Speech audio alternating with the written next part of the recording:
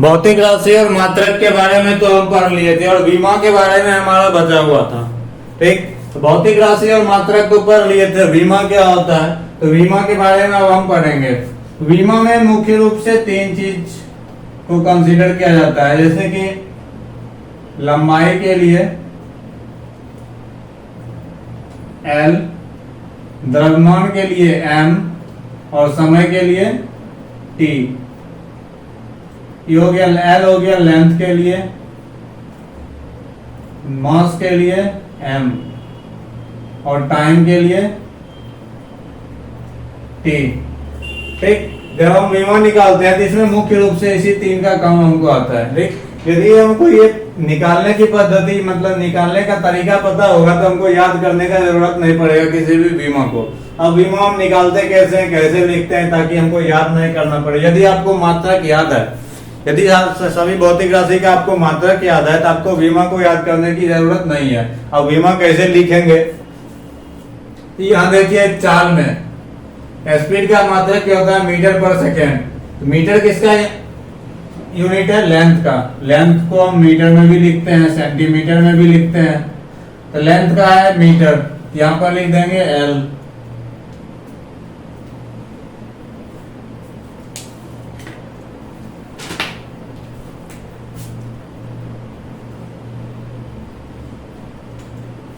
उसके बाद सेकेंड है, सेकेंड किसका है, टाइम का सिंबल। तो टाइम का यहाँ पे क्या होता है, सिंबल T। और मास, मात्रक में मास का कोई यहाँ पे चर्चा नहीं हो रहा है, मात्रक में सिर्फ M है और S है, तो मास नहीं है। फिर भी मास तो लिखेंगे इसमें, लेकिन नहीं है यहाँ पे मास लिखा हुआ, तो यहाँ पे मास पे 0 दे देंगे। ठीक, L एक है, एक पावर में नहीं लिखा जाता है। और T टाइम जो है सेकंड पे पावर -1, यहाँ पे टाइम में हम -1 दे देंगे। तो इसका बीमा क्या हो जाएगा, चाल का स्पीड का जो मात्रक है मीटर पर सेकंड है, बीमा क्या हो जाएगा m0 L T-1। ठीक, उसके बाद वेग का, तो वेग का भी मात्रक और चाल का मात्रक दोनों एक होता है। तो वेग और चाल का मात्रक एक होता है, तो मात्रक एक होगा तो बीमा भी एक जैसा होगा। इसलिए वेग का भी मात्रक क्या हो जाएगा m0 L T-1। उसके बाद बल का मात्रक क्या होगा, केजी मीटर पर सेकेंड स्क्वायर। तो केजी मीटर पर सेकेंड स्क्वायर बल का भी मात्रक है और भार का भी मात्रक है। तो बल और भार दोनों का मात्रक एक है, तो दोनों का बीमा भी एक होगा। तो दोनों का बीमा क्या हो जाएगा, m है इसमें और T, L भी है मीटर में है और T -2 हो जाएगा। तो यहाँ पे m लिखेंगे, एक केजी तो केजी का पावर 1 है, तो यहाँ पे m का पावर भी 1 होगा। और m मीटर है तो यहाँ पे L हो जाएगा, और सेकेंड S है तो यहाँ पे T हो जाएगा। केजी और मीटर का पावर 1 है और 1 है, सेकेंड का पावर कितना है -2, तो यहाँ पे भी लिख देंगे -2। ठीक, ये हो जाएगा किसका बीमा, भार और बल दोनों का बीमा NL T-2 हो जाएगा। त्वरण का बीमा क्या होगा, यहाँ पे m और S पे पावर -2 है, m का हो जाएगा क्या L। ठीक, मीटर का L लिखते हैं और सेकेंड का T लिखते हैं। तो T का पावर -2 और केजी नहीं है, द्रव्यमान नहीं है यहाँ पे, मास, तो मास का m लिखेंगे और उस पे क्या लग जाएगा 0। प्रेशर दाब का मात्रक क्या होता है, केजी पर मीटर पर सेकेंड स्क्वायर। तो इसका बीमा क्या लिखेंगे, केजी का लिखेंगे m, मीटर का L का क्या पावर है -1 है, तो -1 दे देंगे। सेकेंड का -2 है, तो यहाँ पे T का पावर -2 हो जाएगा। ठीक, उसके बाद आयतन का क्या होता है मात्रक, मीटर क्यूब होता है। यहाँ पे मीटर क्यूब लेंथ है, मीटर क्यूब क्या है, लेंथ है। यहाँ पे मास भी नहीं है और टाइम भी नहीं है, यहाँ पे मास को भी 0 करेंगे और लेंथ को L को 3 और टाइम को भी 0। m0 L पावर 3 T0, ये किसका हो जाएगा, आयतन का हो जाएगा। ठीक, क्षेत्रफल का भी क्या होता है मात्रक, मीटर स्क्वायर होता है। जब हम क्षेत्रफल निकालते हैं तो L मल्टीप्लाई B करते हैं। ठीक, ये L मल्टीप्लाई B करते हैं तो ये भी जब एल मल्टीप्लाई बी करते हैं, दूसरा भी जो होता है वो लेंथ होता है, और बी भी जो होता है वो लेंथ होता है, दोनों का ऐसा यूनिट मीटर होता है। तो मीटर होता है तो इसका मीटर स्क्वायर है। यहाँ पर ये जो हो गया लेंथ हो गया, तो लेंथ कितना हो जाएगा, स्क्वायर है तो स्क्वायर हो जाएगा। यहाँ पे क्या सब नहीं है, मीटर नहीं है और टाइम नहीं है, तो यहाँ पे टी 0 हो जाएगा और मास भी 0 हो जाएगा। मास 0 हो गया, टाइम 0 हो गया, लेंथ कितना हो गया, स्क्वायर, क्योंकि यहाँ मीटर स्क्वायर है। कार्य का SI मात्रक क्या होता है, केजी मीटर स्क्वायर पर सेकेंड स्क्वायर। तो केजी का हो जाएगा m, उसके बाद मीटर स्क्वायर का हो जाएगा l का स्क्वायर, सेकेंड पर पावर -2 है, यहाँ पे पावर -2 हो जाएगा। उसके बाद शक्ति, पावर का SI मात्रक क्या होता है, केजी मीटर स्क्वायर पर सेकेंड क्यूब। तो केजी का हो जाएगा m, मीटर स्क्वायर का हो जाएगा l का स्क्वायर, सेकेंड का क्यूब है, सेकेंड का क्यूब तो t, t का क्या हो जाएगा, पावर -3। ठीक, तो बीमा कैसे निकालते हैं आपको पता चल गया होगा। बीमा निकालने के लिए हमको बीमा को रटने की जरूरत नहीं है, बीमा निकालने के हमको फॉर्मूला पता होना चाहिए बीमा निकाला कैसे जाता है। यदि आपको मात्रक किसी का भी याद है तो आप बीमा आसानी से निकाल सकते हैं, बीमा को रटने की कोई जरूरत नहीं होती है। ठीक, इसके बाद यहाँ तक इसको नोट कर लीजिए, इसके बाद आगे देख लिखते हैं।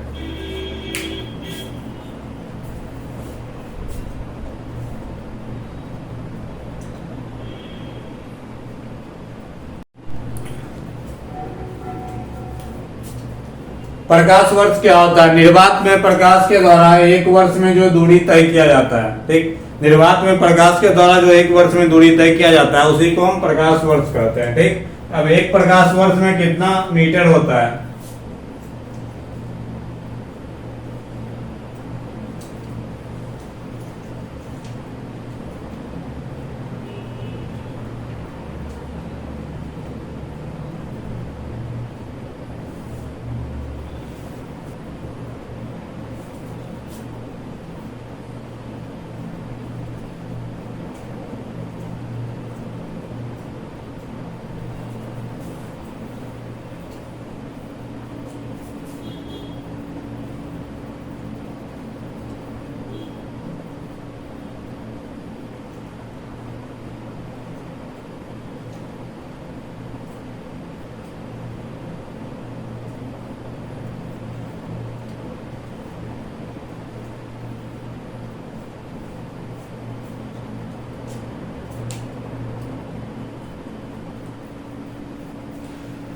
एक प्रकाश वर्ष में कितना दूरी होता है, 9.467 मल्टीप्लाई 10⁻15 मीटर।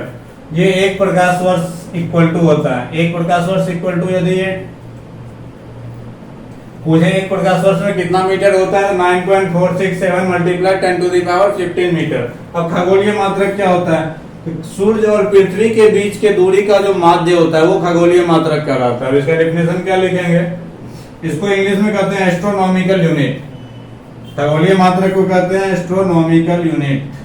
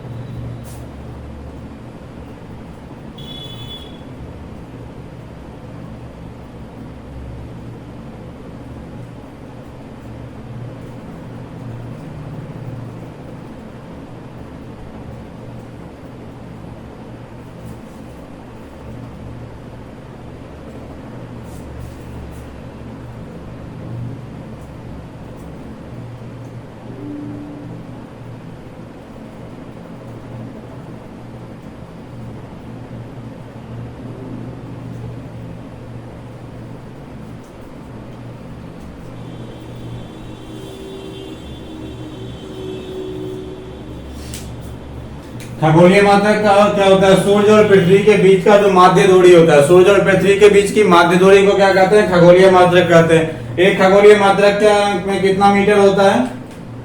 ये मीटर हो गया इसका यूनिट। एक खगोलीय मात्रक में 1.469 multiply 10 to the power 11, 1.467 into 10 to the power 11, 1.469 गुना 10 का पावर 11 मीटर पर एक प्रकाश वर्ष में 9.467 गुना 10 का पावर 15 मीटर। एक प्रकाश वर्ष इक्वल टू 9.467 मल्टीप्लाई 10 का पावर 15 मीटर। ये हो गया प्रकाश वर्ष। किसको कहते हैं? प्रकाश के द्वारा निर्वात में चली एक वर्ष में तय की गई दूरी। प्रकाश के द्वारा निर्वात में एक वर्ष में तय की गई दूरी को प्रकाश वर्ष कहते हैं। खगोलीय मात्रक किसको कहते हैं? सूर्य और पृथ्वी के बीच की माध्य दूरी को हम खगोलीय मात्रक कहते हैं। खगोलीय मात्रक को इंग्लिश में एस्ट्रोनॉमिकल यूनिट कहते हैं। उसके बाद हो गया क्या? पार्सेक। पार्सेक ये भी खगोलीय मात्रक और प्रकाश वर्ष दोनों किसका मात्रक है? दोनों ही दूरी का मात्रक है। ये भी दूरी का मात्रक है, प्रकाश वर्ष भी किसका मात्रक है? दूरी का मात्रक है।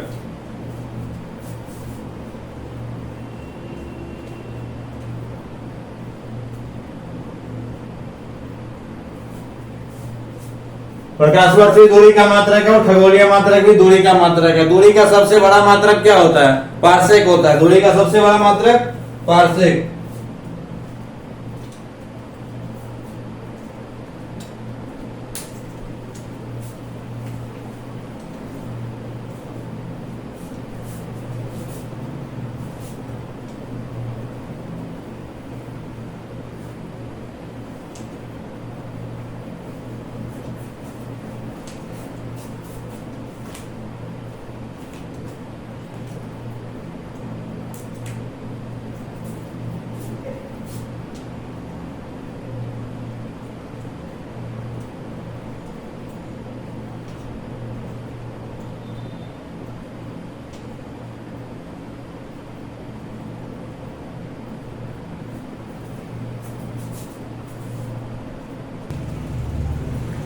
पार्सेक क्या होता है? ये दूरी का सबसे बड़ा इकाई माना जाता है। एक पार्सेक में कितना मीटर होता है?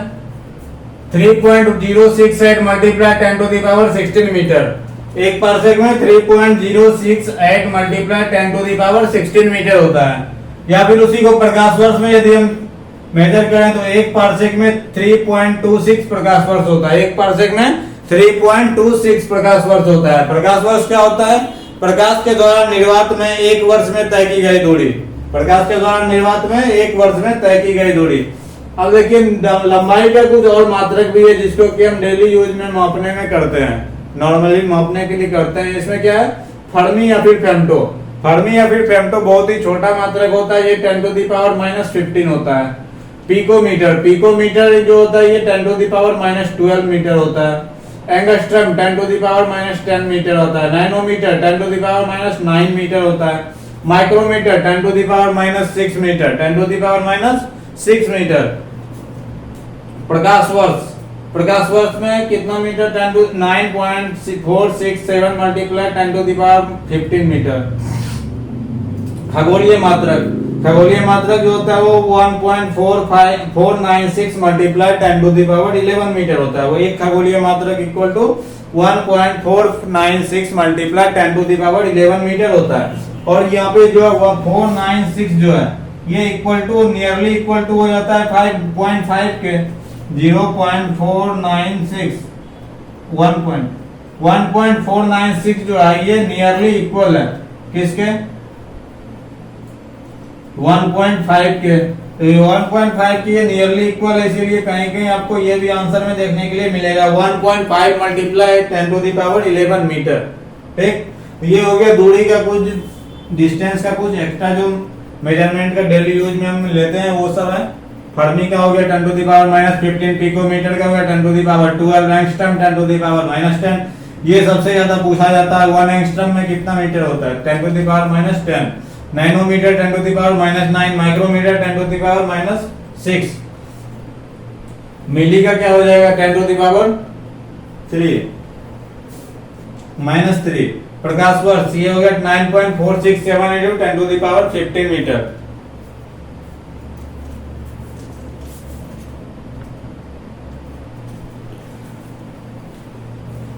ये विभिन्न उपसर्ग और उसके घात क्या होते हैं, एक्सा, और ये उसका सिंबल है।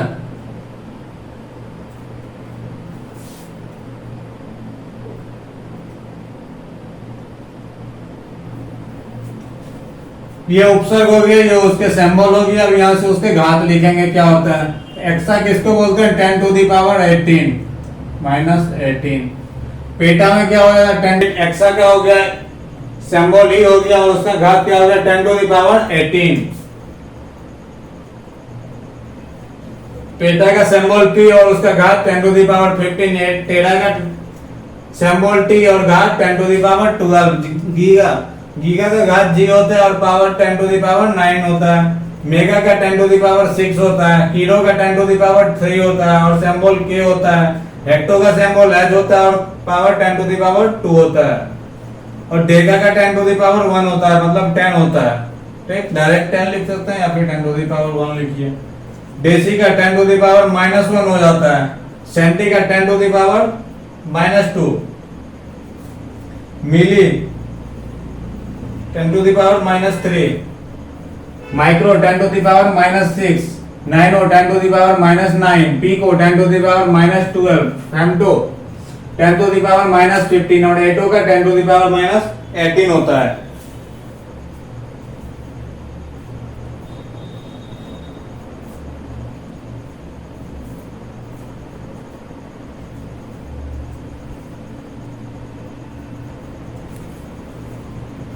यूनिट एंड डायमेंशन का चैप्टर तो पूरा खत्म हो गया। अब इसका जो भी ऑब्जेक्टिव और वन लाइनर क्वेश्चन होगा वो अगले वीडियो में पूरा खत्म हो जाएगा। लगभग 40 से 50 वन लाइनर ऑब्जेक्टिव होगा, वो सारा अगले वीडियो में, वीडियो नंबर 3 में हम खत्म कर देंगे।